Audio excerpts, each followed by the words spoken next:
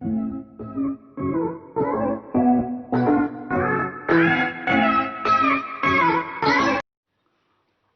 वालेकुम, मैं हूं Nasir Khan. Welcome to CSS my vision. इस वक्त सब्जेक्ट है हमारे पास इंग्लिश एसे, और इसके अंदर हम डिस्कस करने वाले हैं आउटलाइंस के बारे में कि इंग्लिश एसे की आउटलाइंस कैसे बनानी चाहिए। और कोई भी आपने एसे लिखना है फॉर द CSS और PMS एग्ज़ाम, उसके लिए सिनॉप्सिस और आउटलाइंस जो है उनके लिए कौन सी बातों का आपके लिए जहन में रखना लाजमी है, आउटलाइन किस तरीके से आपको सेटअप करनी चाहिए। कोई एग्जांपल तो हम इस वक्त नहीं करेंगे। नेक्स्ट आने वाले लेक्चर में मैं आपको एक ऐसे की आउटलाइन बना के भी दिखाऊंगा, जिसके अंदर हम कोशिश करेंगे कि किसी भी टॉपिक को एज अ एग्जांपल तौर पर यूज़ करके उसकी आउटलाइन बनाएंगे, ताकि आपको थोड़ा सा उसमें हेल्प आउट हो कि आउटलाइन जो है वो कैसे सेटअप करनी चाहिए। अभी हम कुछ 5 मेन पॉइंट्स हैं उसके बारे में डिस्कस करेंगे कि कौन से 5 ऐसे पॉइंट्स हैं जिनको जहन में रखना है किसी भी टॉपिक की आउटलाइंस बनाने के लिए। तो उससे पहले लास्ट लेक्चर में मैंने आप लोगों को बताया था कि जो एसे है इंग्लिश एसे CSS और PMS के अंदर, उसकी मार्किंग स्कीम क्या है, उसके अंदर कौन सी चीज़ें मार्क की जाती हैं और कौन से 5 पॉइंट को जो है वो देखा जाता है एसे के अंदर। तो 5 पॉइंट्स मैंने आपको बताए थे जिसको चेक किया जाता है, जिनको मार्क किया जाता है। अगर आप उन चीज़ों पर माहिर हैं, उन 5 पॉइंट्स पर अगर उसमें आपकी प्रैक्टिस है, तो इंशाल्लाह आपके जो है नंबर इंग्लिश एसे में बहुत अच्छे आएंगे। तो वो 5 पॉइंट्स आप लास्ट लेक्चर में देख सकते हैं। अभी हम डिस्कस करने वाले हैं कि आउटलाइंस कैसे बनानी चाहिए, कैसे जो है वो आपको सेटअप करनी है। देखिए, आउटलाइंस जो है वो जो आपका एसे होता है इंग्लिश एसे, इंग्लिश जो ऐसे है CSS और PMS के जो भी पेपर आता है, उस पेपर के अंदर मुख्तलिफ किस्म के टॉपिक्स होते हैं।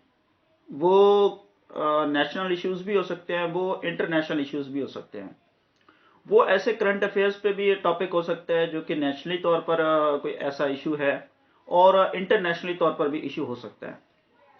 अब यहाँ पे हमें वो दोनों को मद्देनजर रखते हुए, दोनों को देखते हुए कुछ 5 ऐसे पॉइंट आपको बताएंगे जिसपे आपको दोनों के हर जगह पे हर ऐसे की आउटलाइन बनाने के लिए थोड़ा हेल्प मिलेगी। अब यहाँ पे सबसे पहला पॉइंट जो है वो है इंट्रोडक्शन।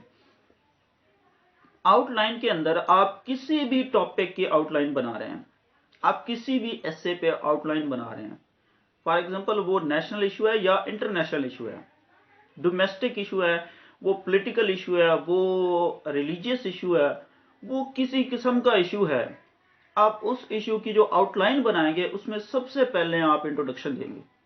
उस टॉपिक का, उस एसे का, जिस टॉपिक के ऊपर आप एसे लिख रहे हैं उसका इंट्रोडक्शन देंगे। देखिए, आप मिसाल के तौर पर कोई भी एक आर्टिकल लिखते हैं, उस आर्टिकल में सबसे पहले आपको ये बताना पड़ता है कि मैं आर्टिकल किस चीज के बारे में लिख रहा हूँ। आप डायरेक्टली अगर किसी टॉपिक के बारे में अपना पॉइंट ऑफ व्यू देना शुरू हो जाते हैं, अपना ओपिनियन देना शुरू हो जाते हैं, और सामने खड़े हुए लोगों में, एक जनरली बात कर रहा हूँ कि आप अपना ओपिनियन दे रहे हैं और सामने बैठे हुए लोगों में, ऑडियंस में किसी एक दो को नहीं पता कि आप किस बारे में बात कर रहे हैं, तो उनको बात समझ नहीं आएगी। तो बेशक चेक करने वाला बहुत एक्सपर्ट और एक्सपीरियंस्ड होता है, लेकिन आपको उसको ऐसे समझाना होता है, अपने जहन में ये रखना है कि वो एक्सपीरियंस तो है, लेकिन जहन में ये भी रखना है कि वो कुछ नहीं जानता।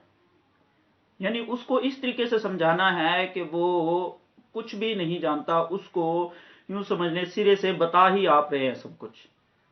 लेकिन जहन में फिर ये भी रखना है कि वो इंग्लिश एसे में या चेकिंग में बहुत ज्यादा एक्सपर्ट है, आपकी एक एक गलती को वो पकड़ेगा। तो दोनों पहलू से आपने सोचना है। इस पहलू से भी सोचना है कि वो एक्सपर्ट है, मेरी एक एक गलती पकड़ेगा, तो मिस्टेक से बचना है। जब इस पहलू से सोचेंगे कि आप उसे समझा रहे हैं, तो आप अच्छे तरीके से समझाने की कोशिश करेंगे उसे।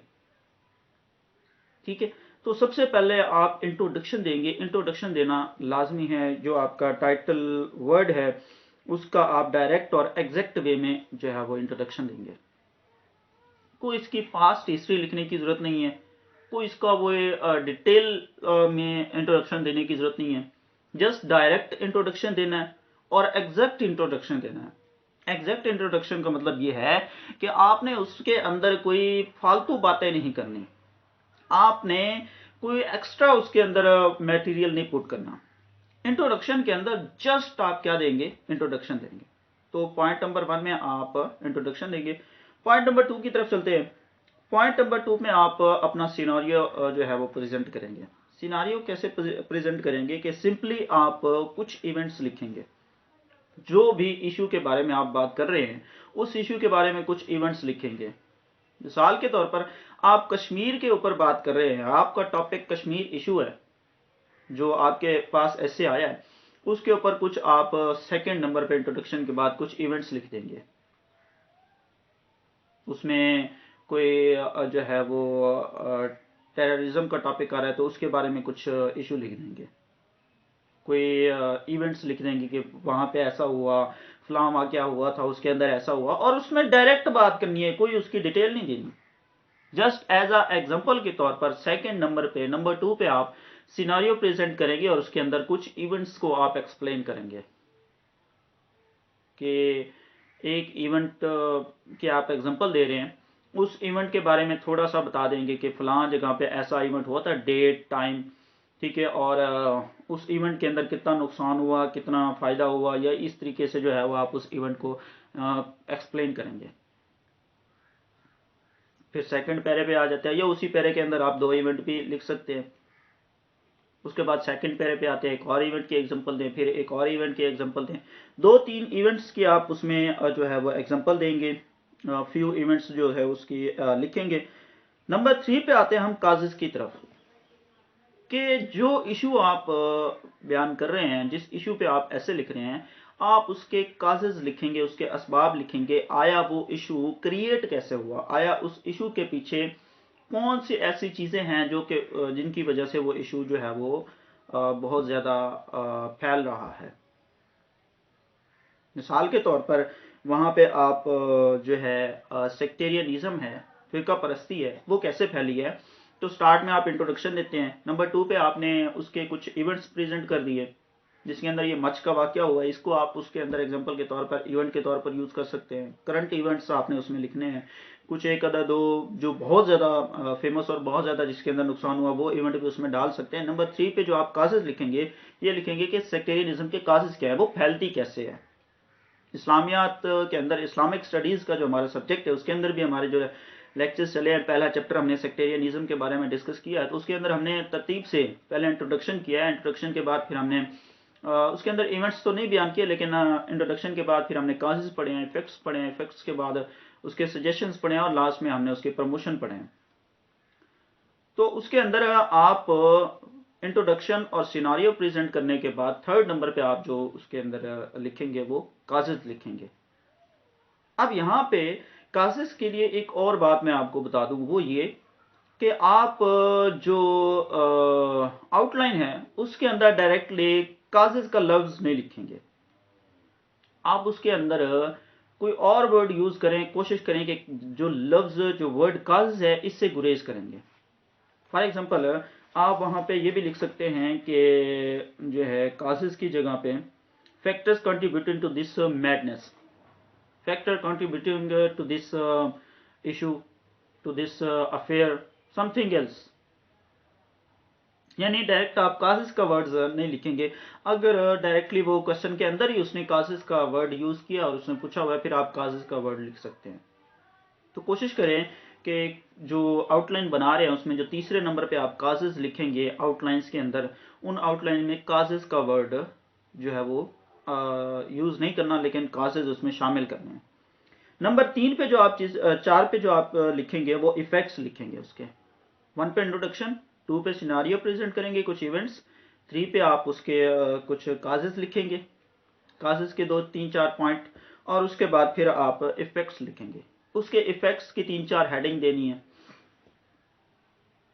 इफेक्ट्स में भी आपको मैं ये बता दूं कि इफेक्ट का वर्ड भी आपने यूज नहीं करना, डायरेक्ट इफेक्ट का वर्ड भी यूज नहीं करना। इसके लिए इसकी जगह पे आप कुछ और सेंटेंस यूज कर सकते हैं, लेकिन इफेक्ट के वर्ड को थोड़ा आपने यूज नहीं करना। जैसे कि वो कहता है कि इफेक्ट्स जो है show the present state of the crisis, present state of the crisis यानी कि जो क्राइसिस या जो इशू है उसकी जो प्रेजेंट स्टेट है उसकी वजह से जो भी असरात हैं वो आपने उसके अंदर लिखने हैं। इफेक्ट्स के 3-4 पॉइंट लिखने हैं कि ये इस फॉर एग्जांपल फिर से सेक्टेरियनिज्म की बात कर लेते हैं। सेक्टेरियनिज्म की वजह से ये हुआ, टेररिज्म की बात करें, टेररिज्म की वजह से ये हुआ, ये हुआ, ये असर हुआ, ये असर हुआ, फलां जगह पे इतना नुकसान हुआ, इतना नुकसान हुआ। तो उसके फैलने की वजह से, उसकी वजह से कोई असरात मुरतब हुए हैं, कोई ऐसे इफेक्ट्स हैं, तो वो आप उसके अंदर लिखेंगे। उसके बाद नंबर 5 पे आपने सॉल्यूशंस लिखने हैं। सॉल्यूशंस पे आपने उसका जो फ्यूचर में आने वाला जो समझ लें उसको हल कैसे किया जा सकता है वो बयान करना। सॉल्यूशंस के अंदर सजेशंस आपने देने हैं और उस सजेशंस के अंदर आपने फ्यूचर में उसको कैसे सॉल्व किया जा सकता है वो लिखना है। पास्ट और उसमें प्रेजेंट नहीं बयान करना बल्कि फ्यूचर में उसको लिखना है और उसको फ्यूचर में ऐसे लिखना है कि आने वाले वक्त में इसे कैसे हल किया जा सकता है। नंबर 6 और लास्ट पॉइंट पे आप कंक्लूजन देंगे। अपनी जितनी भी आपने स्टोरी लिखी उसका सम अप करेंगे। अब फिर से अगर मैं पॉइंट बता दूं, पॉइंट नंबर 1 पे आप इंट्रोडक्शन देंगे, पॉइंट नंबर 2 पे आप प्रेजेंट सिनारियो उसके कुछ इवेंट्स बयान करेंगे, पॉइंट नंबर 3 पे आप उसके कुछ काजेस लिखेंगे, पॉइंट नंबर 4 पे आप उसके कुछ इफेक्ट्स लिखेंगे, पॉइंट नंबर 5 पे आप उसके कुछ सॉल्यूशंस लिखेंगे, पॉइंट नंबर 6 पे आप उसका कुछ कंक्लूजन लिखेंगे कि आपने जो 5 पॉइंट्स में उसका एक स्टोरी बयान किए, causes, introduction, effects, scenario, events, सब कुछ लिखा है। आप इतना कुछ लिखने के बाद एंड में उसका कंक्लूजन देंगे।